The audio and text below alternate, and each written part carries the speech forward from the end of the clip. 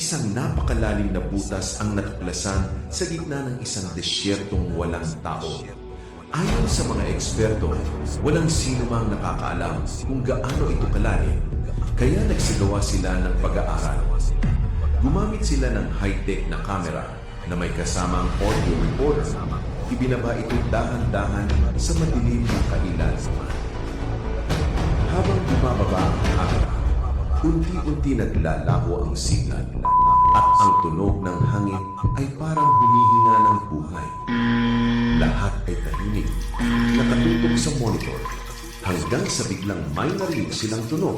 Sa lahat ng nangawa, ikaw lang ang tamang nawalang. Sa isang mga maling, di ko nababalik ang dati mong ngiti.